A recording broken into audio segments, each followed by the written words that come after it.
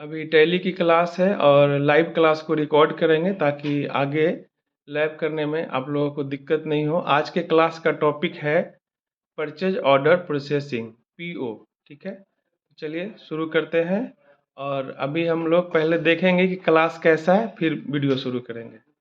सारे लोग हैं जो क्लास के लिए आए हैं और अभी हम लोग क्लास को रिकॉर्ड करने वाले हैं। परचेज ऑर्डर में जो स्टेप्स हैं वो सबसे पहले आपको परचेज ऑर्डर देना है। जहाँ से आप सामान खरीदेंगे उनको आपको ऑर्डर प्लेस करना है। ठीक है, उस टाइम दो चीज़ डिसाइड हो जाएगा।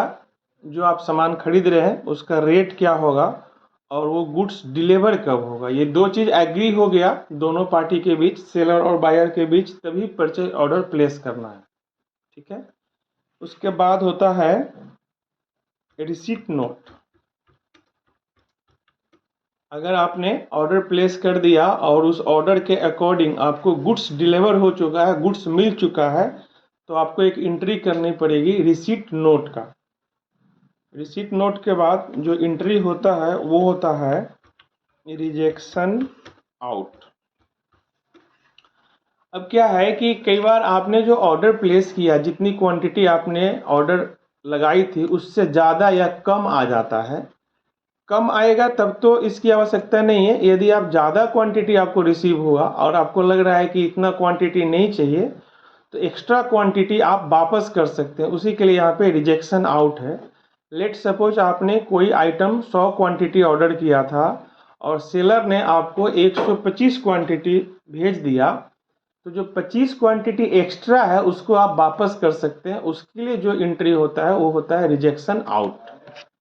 इसके बाद हाँ, ये जो रिएक्शन आउट है ये जरूरी नहीं है, ये मैंडेटरी स्टेप्स नहीं है। अगर आपको वापस करना है तो करेंगे, नहीं करना है तो नहीं भी कर सकते। इस स्टेप को स्किप भी किया जा सकता है। उसके बाद आपको परचेज की एंट्री करनी है। उसके बाद आपको अगर उसके बाद रिटर्न करना है तो आप डेबिट नोट की एंट्री करेंगे और फाइनली आपको पेमेंट कर देना है। तो अभी तक जो हम लोग सीखे हैं, इसके पहले भी हम लोग परचेज करना सीखे हैं, तो वहाँ पे ये 3 स्टेप हम लोग फॉलो किए थे। परचेज किए थे, डेबिट नोट और पेमेंट। अभी ये 3 स्टेप एक्स्ट्रा ऐड होने वाला है। तो जिस तरह से हम परचेज ऑर्डर के बारे में बात कर रहे हैं, ये पूरा का पूरा प्रोसेस परचेज ऑर्डर कहलाता है। उसी तरह से सेम तरीके से सेल ऑर्डर भी चलता है। आपने अपने सप्लायर को परचेज करने के लिए ऑर्डर प्लेस किया, लेकिन सप्लायर जो है वो आपके ऑर्डर को as a sale order process करेगा। उसके लिए ये ऑर्डर जो था वो सेल का ऑर्डर था। आपने परचेज का ऑर्डर किया बट सप्लायर के लिए क्या था, सेल ऑर्डर था, तो उसको as a sale order record करेगा। तो सेल ऑर्डर के बाद जो सेलर है वो आपको गुड्स डिलीवर करेगा, तो वो बनाएगा डिलीवरी नोट। उसके बाद यदि आप उसको रिटर्न कर रहे हैं, जो कि आपके लिए रिजेक्शन आउट है, लेकिन उसके लिए क्या हो जाएगा, रिजेक्शन इन हो जाएगा। उसके बाद आप परचेज का एंट्री करेंगे और वो सेल का एंट्री करेगा। आप डेबिट नोट करेंगे और वो क्रेडिट नोट करेगा। आप पेमेंट करेंगे और वो रिसीट करेगा। ठीक है, तो सेम है। आपने परचेज ऑर्डर दिया और सेलर ने सेल ऑर्डर लिया।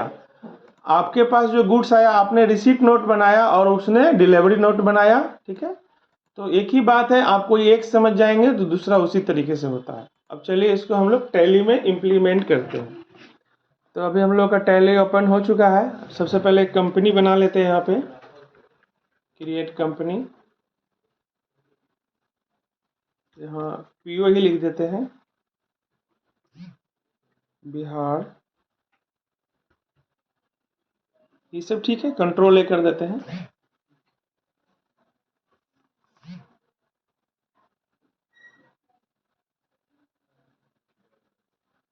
कंपनी बन रहा है।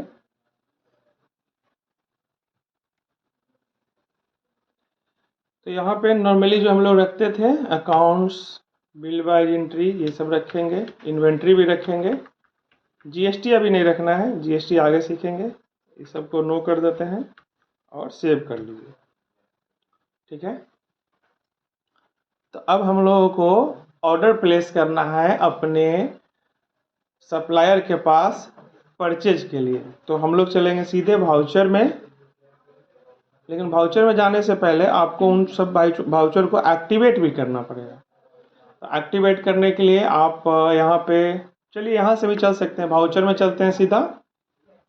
तो आपको अभी जो सामने कुछ वाउचर्स दिख रहा है, ये सब जो एज यूजुअल वाउचर है जो हमेशा यूज होता है वो तो दिखते रहता है। अगर अभी हम लोग कीबोर्ड से अल्ट को दबा के रखते हैं तो यहाँ पे कुछ चेंज हुआ वाउचर्स।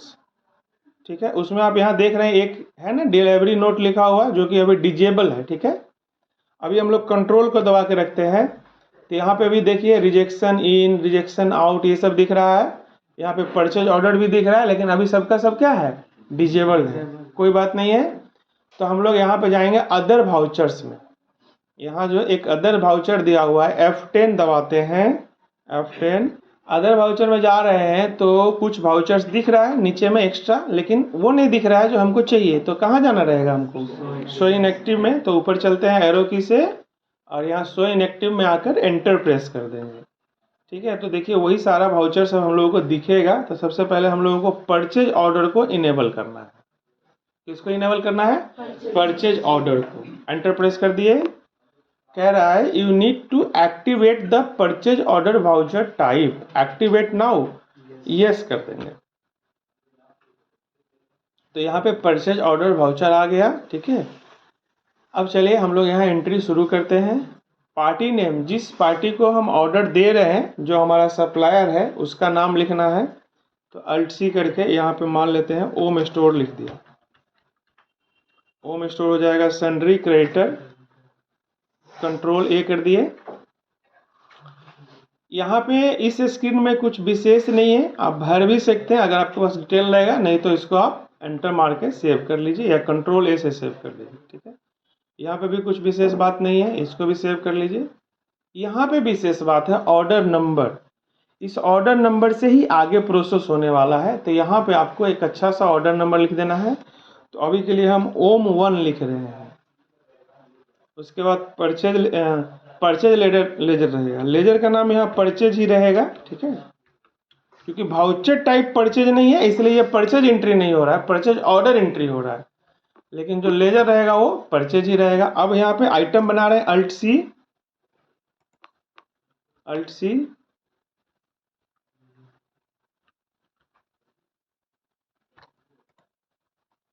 अब यहाँ पे आइटम बना रहे हैं अल्ट सी करके। अब यहाँ पे माउस दे दिए, माउस अंडर प्राइमरी रख लेते हैं, कैटेगरी की जरूरत नहीं है। यहाँ पे अल्ट सी करके पीस बना देते हैं। अब देखिए सबसे इम्पोर्टेंट चीज यहाँ पे आया है कि ड्यू डेट, वो आइटम आपको कब डिलीवर होगा। ठीक है, तो क्योंकि ये एजुकेशनल टैली है तो इसमें डेट का थोड़ा इशू है, आप लोगों को पहले से पता है। तो यहाँ पे हम लोग कोई भी डेट दे सकते थे जो बात हुआ है। आज हम अगर 1 अप्रैल को ये ऑर्डर लगा रहे हैं तो मुझे वो कब रिसीव होगा वो डेट यहाँ देना है। ठीक है, तो अभी तो हम यहाँ 1 अप्रैल ही छोड़ रहे हैं। उसके बाद यहाँ पे क्वांटिटी, हम लोग अभी 500 पीस का ऑर्डर लगा रहे हैं और रेट जो है तय हो चुका है 325 रुपया पर पीस। ये 2 चीज़ पहले से तय रहेगा, कब डिलीवर होगा और क्या रेट है, और क्वांटिटी तो ऑर्डर जितना चाहिए लगाएंगे हम लोग। ठीक है, तो ये लग गया ऑर्डर। एक और आइटम बना लेते हैं कीबोर्ड, इसको भी प्राइमरी में छोड़ते हैं, यहाँ भी पीस रखते हैं।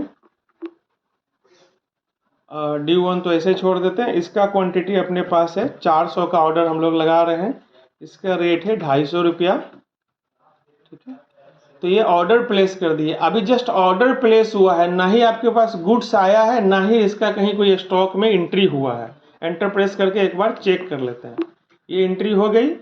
अगर आप अभी जाके यहाँ से बाहर निकलेंगे और स्टॉक समरी में जाएंगे, कहीं कुछ नहीं मिलेगा, कोई स्टॉक अभी आपके पास नहीं है ना। बस आपने ऑर्डर प्लेस किया है, आप फ़ोन से लिखा दिए हैं, व्हाट्सएप कर दिए, मेल कर दिए और उसकी एंट्री आप यहाँ कर लिए कि हमने इतना ऑर्डर प्लेस किया है। ठीक है, अब जो नेक्स्ट स्टेप है, पहला स्टेप हम लोगों ने किया परचेज ऑर्डर वाला। सेकंड स्टेप क्या है, रिसीट नंबर नोट, यहाँ पे एक चीज ध्यान रखना है कि हम लोगों ने एक ऑर्डर नंबर वहां पे दिया है। जब हम ऑर्डर प्लेस कर रहे थे तो क्या दिए, ऑर्डर नंबर दिए, ठीक है। अब आगे हम लोग करते हैं नेक्स्ट स्टेप। अब हमारे पास गुड्स आ चुका है तो उसकी एंट्री करते हैं। तो उसके लिए हम लोगों को रिसीट नोट वाउचर चाहिए। तो अगेन हम लोग यहाँ चलेंगे वाउचर्स में, और यहाँ पे अदर वाउचर में वापस जाना है, और यहाँ से हम लोग कर लेंगे शो इनएक्टिव, और यहाँ पे एक रिसीट नोट होगा, ये है रिसीट नोट। इसको एंटर प्रेस करके एक्टिवेट कर लेंगे। अब हम लोग ये रिसीट कर रहे हैं, गुड्स हमारे पास आ चुका है, तो उसके लिए वापस हम लोग यहाँ देंगे। पार्टी नेम क्या है, ओम स्टोर है, इसी से गुड्स आया है। देखिए यहाँ पे जो ऑर्डर नंबर, जब हम ऑर्डर प्लेस कर रहे थे उस समय एक नंबर दिए थे OM1, वही ऑर्डर नंबर यहाँ आ चुका है, और उसी ऑर्डर के अगेंस्ट में गुड्स आया है। हम लोगों ने जो ऑर्डर प्लेस किया था उसी के अगेंस्ट में ये गुड्स आया है, तो यहाँ पे वही ऑर्डर नंबर सेलेक्ट कर लेना है, ठीक है। एंटर प्रेस करिए, इसको कंट्रोल ए करके सेव कर लेते हैं। देखिए उससे फायदा क्या हुआ, जो हम लोग ऑर्डर नंबर लिए उससे फायदा ये हुआ कि उस ऑर्डर में हम लोगों ने जितनी क्वांटिटी और रेट लगाई थी वो सब एज इट इज आ गया, हमको दोबारा से लिखना नहीं पड़ा। लेकिन मे भी ऐसा भी हुआ होगा कि क्वांटिटी ज़्यादा आ गया होगा या कम आ गया होगा, तो उसको तो रेक्टिफाई करना पड़ेगा। अगर उतना का उतना आया है तो आप इसको सेव कर सकते हैं, ज़्यादा कम आया है तो सही करना पड़ेगा, एडिट करना पड़ेगा। हम लोग 500 पीस का ऑर्डर दिए थे लेकिन वहाँ से 550 पीस आ गया, तो चेंज करना पड़ेगा। अगर 500 पीस ही है तो कोई दिक्कत नहीं है। लेकिन यहाँ से एक चीज़ और शुरू होने वाला है, आप एक बार यहाँ एंटर प्रेस करिए।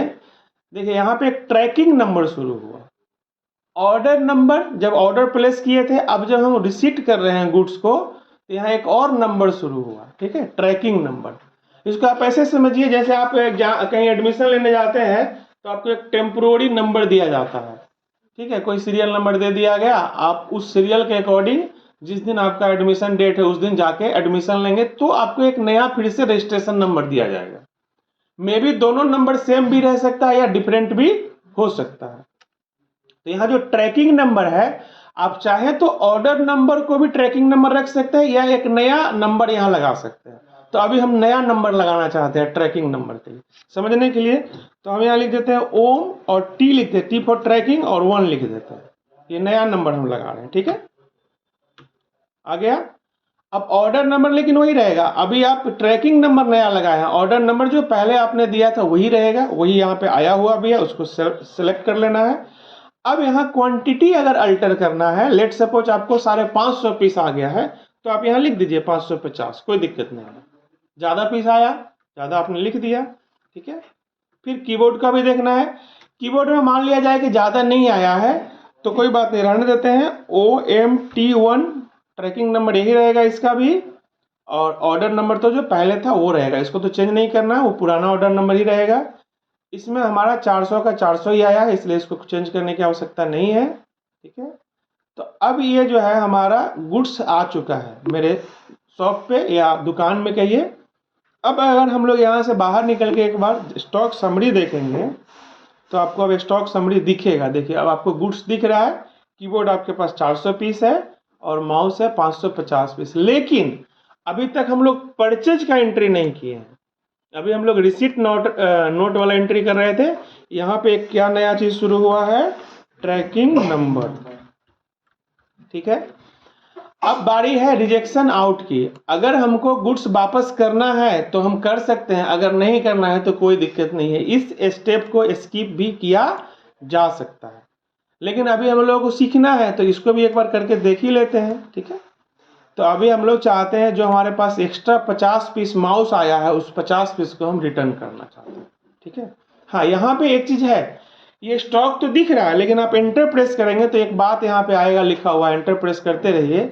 देखिए क्या लिखा है, परचेज बिल्स पेंडिंग, मतलब अभी गुड्स आया है, बिल नहीं आया है, ठीक है। बिल आएगा तो हम परचेज की एंट्री करेंगे। अभी यहाँ देख रहे हैं परचेज बिल पेंडिंग लिख रहा है, और अगर आप यहाँ जाकर देखेंगे बैलेंस शीट में देखेंगे तो यहाँ पे आपको क्रेडिटर तो दिखेगा लेकिन क्रेडिटर का नाम नहीं दिखेगा। क्या लिख रहा है, purchase bills to come, purchase bill अभी नहीं आया है, ठीक है। चलिए, तो अब हम लोग वो रिजेक्शन आउट वाला एंट्री करते हैं जो हम लोगों को वापस करना है।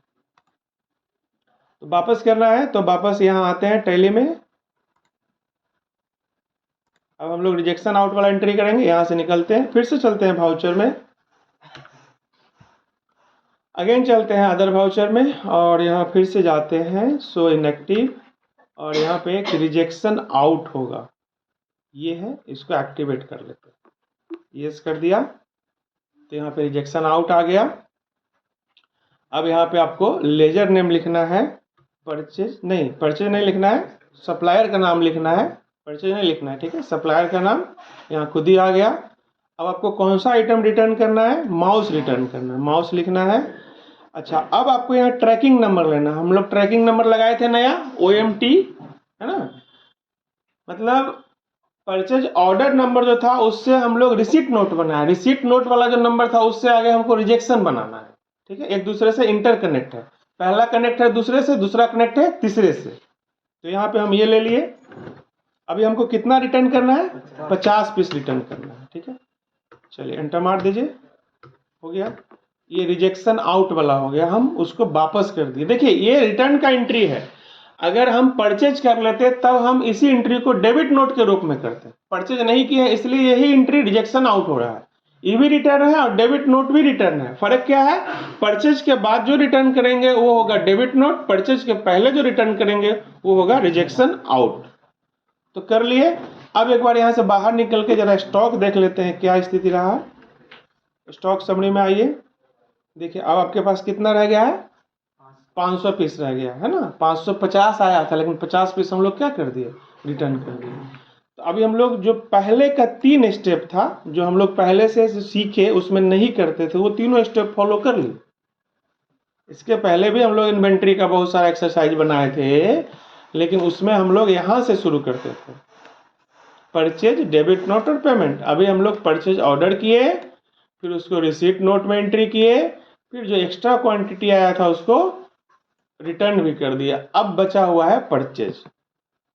अभी तक हमको वहीं यहाँ दिखाएगा bills to come, purchase bills pending दिखा रहा है। और अगर हम वहां से देखने जाते हैं बैलेंस शीट में तो क्या दिखाएगा, बिल्स टू कम, है ना।